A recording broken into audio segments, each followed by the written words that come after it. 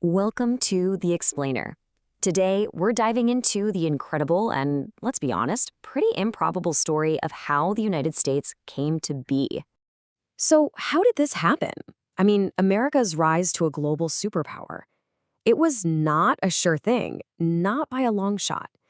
For over 100 years, European empires basically saw North America as a giant, empty obstacle. So, what changed? How did these so-called useless lands become the center of the world? It's kind of hard to believe, but for more than a century after Columbus, North America was basically the continent Europe forgot. To the big empires of the 1500s, it was just this massive, inconvenient piece of land that didn't have any of the shiny stuff they were really after. Okay, so right after Columbus gets back, the two big naval powers of the day, Spain and Portugal, they literally draw a line down a map and split the world. Portugal got the super profitable trade routes to Asia, and Spain got the Americas. But for Spain, the real action was down south. And why the South? Well, that's where all the rumors of gold and silver were coming from. The Spanish sent a few expeditions up into what's now the southern U.S. But what did they find? Pretty much nothing. No gold, no silver. So they just kind of wrote the whole place off, slapping the label useless lands on it and turning their attention elsewhere. But here's the thing. You can't just ignore an entire continent forever. Spain's meh attitude created this huge power vacuum. And by the 1600s, its rivals, the English and the French, decided it was time to claim what Spain had left behind. So you have two very different approaches. England starts planting these colonies along the Atlantic coast. Think Jamestown and Plymouth, places for people to live and farm. Meanwhile, France is exploring the huge rivers of the interior, setting up this massive but very sparsely populated fur-trading empire they called New France. It was only a matter of time before these two collided.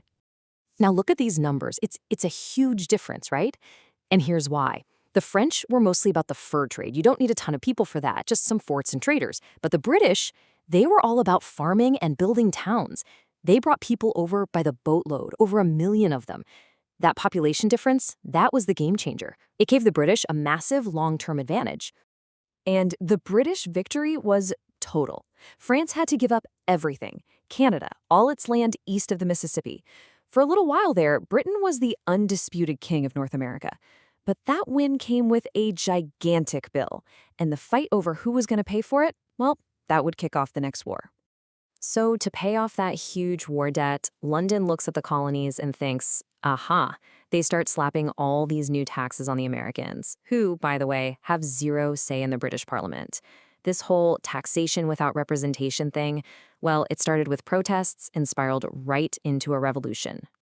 And you gotta understand just how messy this whole process was.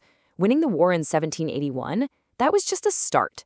The first government they cobbled together was, frankly, a complete mess. You had 13 states basically acting like their own little countries.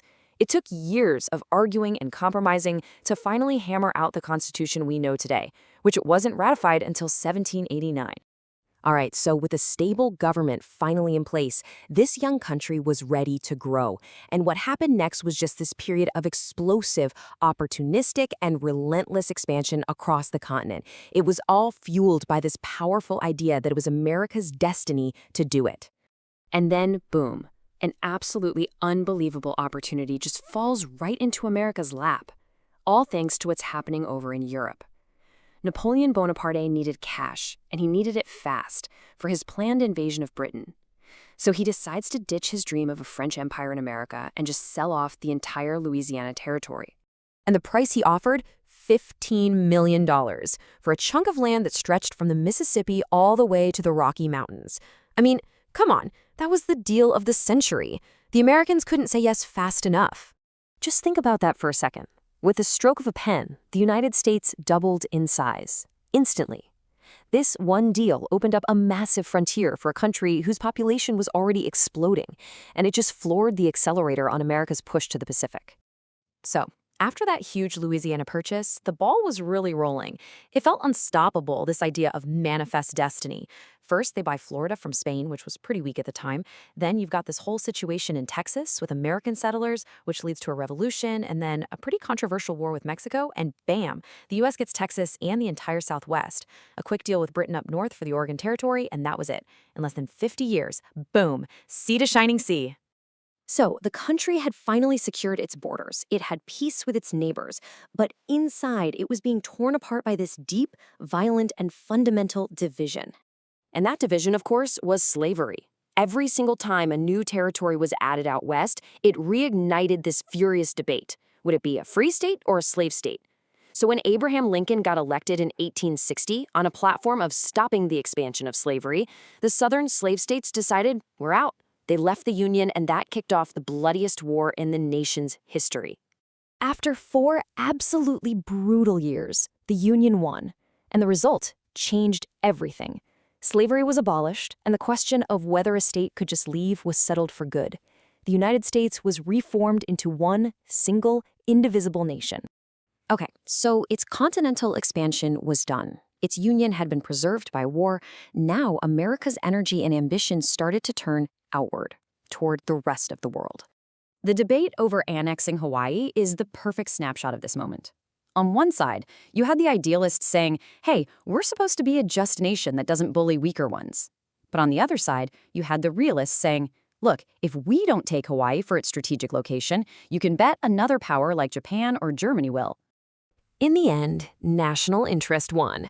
Big time. The U.S. goes to war with Spain in 1898, and in what felt like a blink of an eye, it takes down the last pieces of the Spanish Empire, grabbing territories in the Caribbean and the Pacific. Same year, it annexes Hawaii, and when Teddy Roosevelt becomes president, he starts building a world-class navy to protect all these new assets. And this whole new ambition really peaked with one of the greatest engineering projects in history, the Panama Canal. When it was finished in 1914, it was the ultimate strategic prize. It meant America's powerful new navy could zip between the Atlantic and Pacific, projecting power all over the globe. So there you have it, from an ignored backwater to a global force. And the timing is just incredible, right? It's 1914. Europe is about to explode into the Great War. And this new American power, which just finished forging its own identity in fire, now has to decide what on earth it's going to do next.